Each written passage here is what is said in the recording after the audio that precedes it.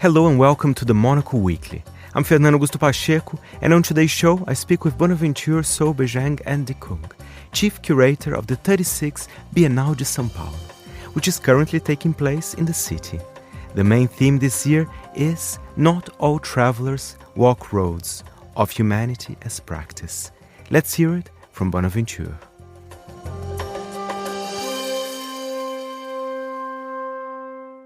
Bonaventure Soh Bejeng Ndikung, what a pleasure to welcome you to Monocle Radio. You are the curator of the 36th São Paulo Biennial, which is also my hometown, São Paulo.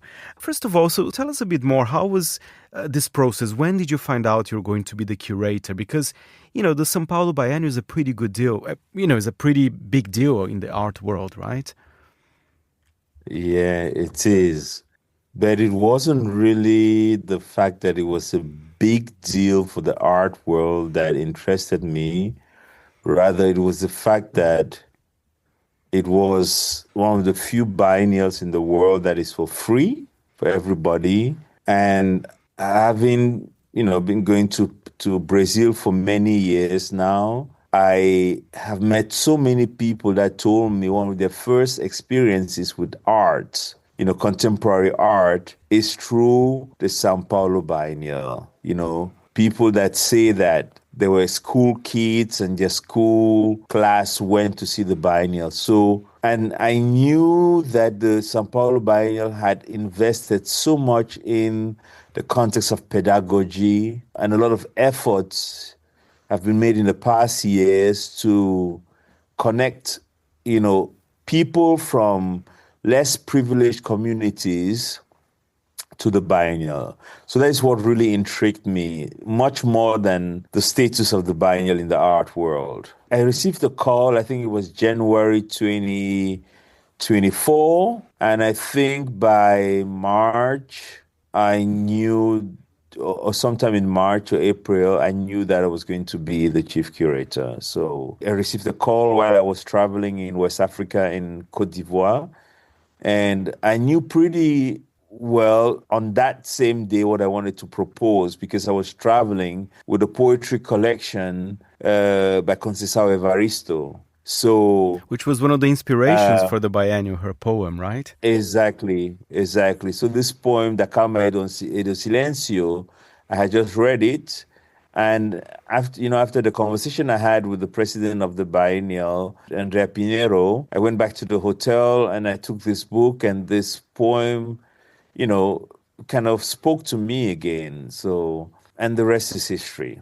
And, besides the poem, I think there's a theme here kind of correlated with bird migration as well. I wonder if you can tell us a bit more about how that kind of was one of the inspirations for the biennial, which has, amazing work by 120 artists.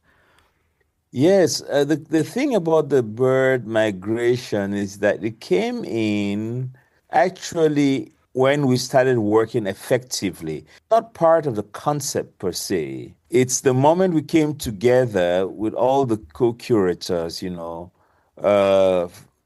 the curatorial assistants, as they were called at the time.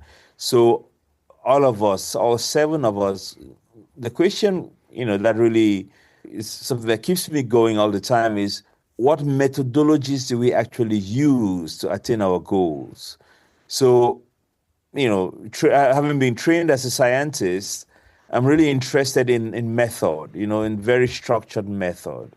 So the question was, how do we do it? We are 7 people. We have almost a year and a half to prepare this thing. How are we going to approach it? So the idea of the bird migration came in for us to find a strategy of mapping the world, because we wanted to do a biennial with people from as far and wide as possible. So most of the time you see somebody will say, I'll focus on the African continent, I'll focus on Latin America. And then most of the time these things are our comfort zones. So I was trying to find a way in which we can leave our comfort zones. So the metaphor of the migrating birds came in. So each of us curators adopted these birds and were flying their route, right? So trying to follow them, stop in some countries, research there, and then go to the other countries. One thing.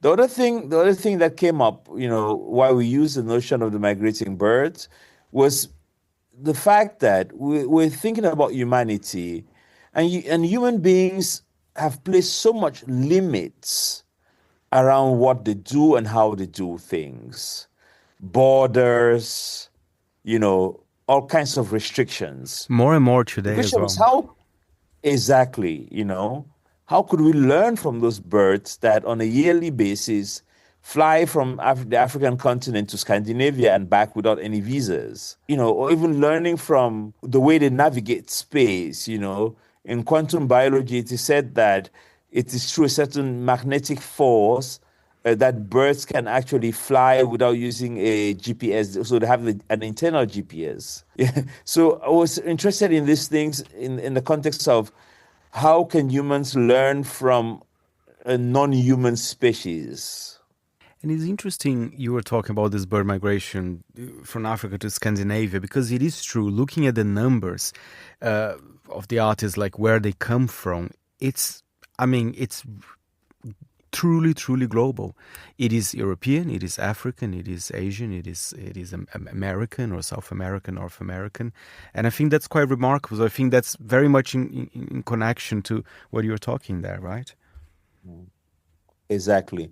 We wanted really to do a biennial that touches different corners of the globe. Even before coming to São Paulo, it was very important for us. We cannot just go to São Paulo to talk about humanity without going to different places to understand what people understand, how different geographies inform the humanities of the people in those different places. So that's why we did the invocations, And what are the invocations? They're basically performative, poetic gestures, lectures, and different forms of gatherings, offerings that we made in four corners of the globe, And the four places we chose were one connected to a body of water, and the other thing was that it's a places with very strong sonic and performative cultures. So we went to Marrakesh, because of the strong connection to Gnawa, and the fact that it sits, between the Mediterranean and the Atlantic. Then we went to Guadeloupe because it's a very strong culture of the guoca, from the music to the dance and the way the body serves as a site of discourse. The body becomes a book itself. So understanding humanity through performativity and through the sonic that is carried by the body. And it is in the Atlantic. Then we went to Zanzibar because of Tarab, the music genre, that is in itself a manifestation of the crossroad, that is that body of water called the Indian Ocean, that we call the Swahili Sea. So cultures from the Indian subcontinent, from the East African region, from the north of Africa, from Oman in the Gulf, and so on and so forth, and they're all reflected in this music and this performance. And then we went to Tokyo, that sits in the Pacific, that, and we were looking at the, particularly the No culture and No theater, but also thinking with the work of Professor Mori, which was written in 1972, called the Uncanny Valley, thinking about the relationship between humans and non-humans in the sense of robotics, in the sense of humanoid robots. Super interesting. And Bonaventure, one thing I was going to ask you as well, how was your experience in Brazil? Because I know you traveled to the country, you knew Brazilian art even before you became the curator, of course. But tell us, did you enjoy? Do you think the art scene there is booming? So tell us more about your feelings about the country. Yeah, like every other place, probably Brazil is a very complicated place, especially with its history. It's very complicated, very layered. It's very difficult to talk about this without sounding romantic. It's a place I have a lot of affection for. At the same time, it's a place with so much troubled undercurrents based on its history, the history of enslavement. A place like São Paulo, which is one of the richest cities in the world. At the same time, some of the most, dreadful cases of poverty are found there. At the same time, you go to a place like Salvador Bahia, where you have a very strong African presence. Same thing, you go up to the Nordeste, to a place like Recife, incredible culture of maracatu. So it wasn't really about just staying within the art world bubble, because that is what we usually do. But to me, what was more interesting was to make excursions out of those bubbles, to actually see the things, the histories, the cultures that inform the artists that make these works. So somebody like Antonio Tarsis from Salvador de Bahia, going out to looking at cultures in places like Itaparica, you really understand his work, right? So those are things that I found very interesting, or the work of Manuara, you see, and her incredible performances and sculpture that is related to the trans communities in Brazil, and knowing that she came from this very conservative family from the Northeast, that disowned her at a certain point because she was trans, and the fact that she built the whole community. So these are things that were more interesting to me, not really what the galleries are doing and so on and so forth. I mean, it's very important what is happening in the galleries. It's very important that artists sell their works. But to me, if a biennial has to act as a kind of a seismograph, then we need to measure, the quake. We need to feel the temperature in other places, It's not necessarily only in the works, but in the, the things that spread their tentacles towards the works. And you're very right. And if you're in a country like Brazil, it's so good that you venture out as well of São Paulo, which is a great city as well. I'm from there, but then there's so much to see in Brazil, and very different experiences depending where you go as well, right? Oh, yes. I mean, I went to Fortaleza as well. And again, just completely different, and the stories that are never ending, stories of liberation from 18, whatever, so, and these particularities actually make Brazil, an incredibly dynamic place, So one of the things that really informed the concept of the biennial was, for example, the Mangue Beat movement. Chico, yeah. Yes, Nassau Zumbi, Chico Science and Nassau Zumbi. Great music. Mundo Livre, from the 90s, and I was very much fascinated by the manifesto that they wrote, Carangueros con Celebro, the crabs with brains. And the fact that these guys were all artists of, in their own rights, they were making this brilliant music. They were thinking of technologies. They were thinking of, how to destroy the neoliberal economic system, that had taken over the whole of Pernambuco at the time, and the weapon they had at their disposal was culture, right? So I was really interested in that. And I met, Fred Zero Quattro, I met head Dr. Mabuzi and all these guys, from the 90s that were, or the guys of Devotos, that were doing incredible punk music at the time. And I'm thinking not only of how this is important in the 90s, but I'm thinking of how this connects to Zumbido Palmares, in the 1600s, in Palmares in Pernambuco as well. So that kind of revolutionary idea, this kind of resistance and breaking out of the norm, right? So this is, 400, 500 years of, using sound and performativity as resistance. Finally, Bonaventure, I just want to tell you that you are a very stylish man. I wonder if you see what you wear, not what you wear, but fashion as a form of art as well, or what's your relationship with clothing? Because you look very cool. I mean, people can see we're doing an audio podcast. You know what, Fernando? It's really not about that. Style as attitude.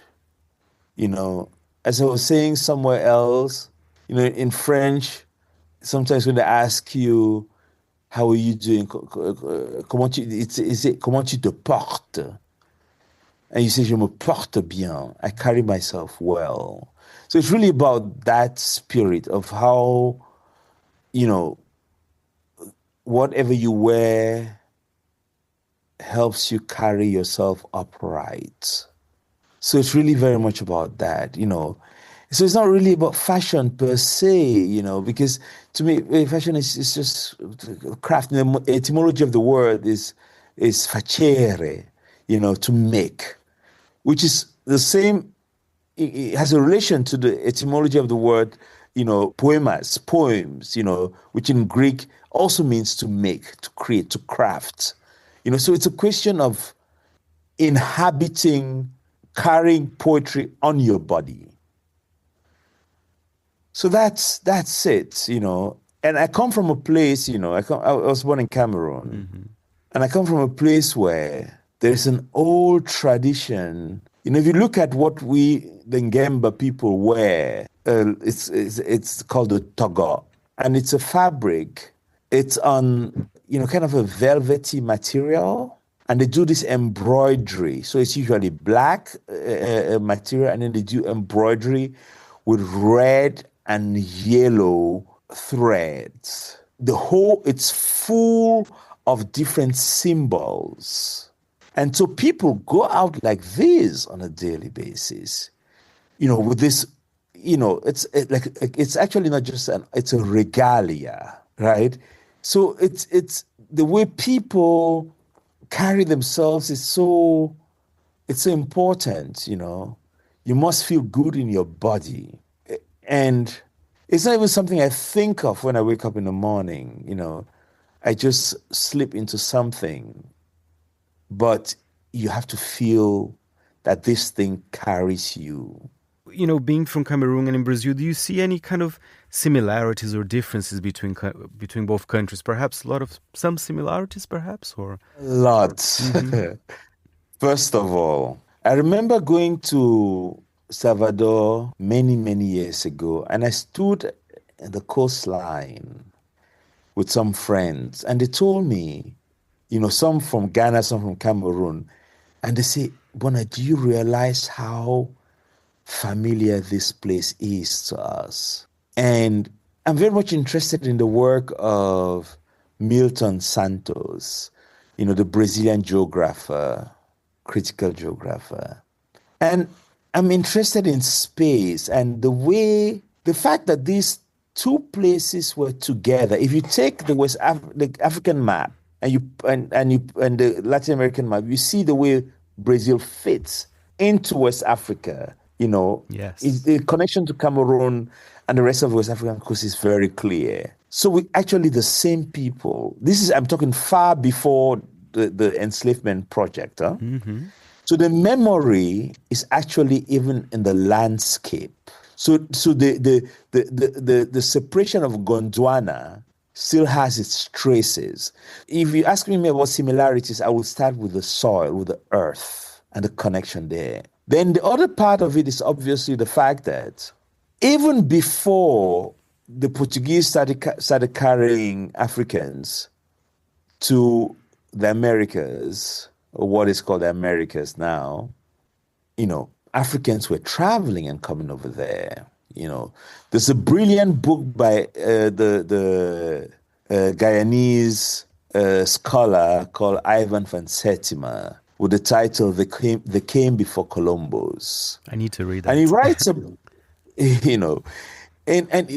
he writes about how, there were several Africans that traveled, set foot on, that took a boat and crossed the Atlantic. The most famous of them being the uncle of Mansa Musa, Abubakar II, who tried several times.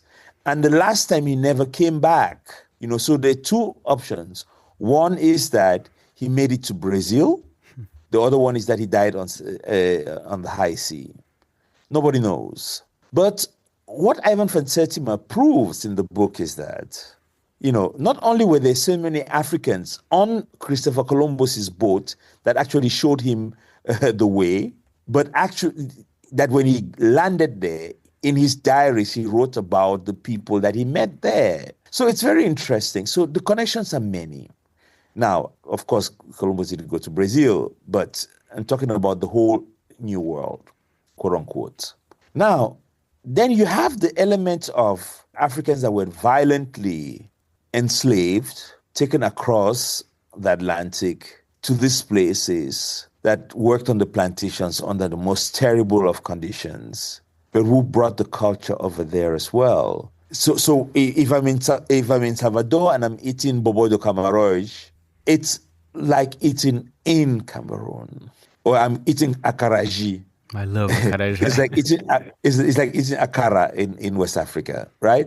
So these are just a few cliched examples, but there's so much there because we can talk about it through spirituality, in Candomblé. We just did a big festival at a literature festival at HKW, Berlin, this past weekend, where we brought Leda Maria Martins, who spoke of the Bantu cultures in Brazil, especially the relationship to Congo.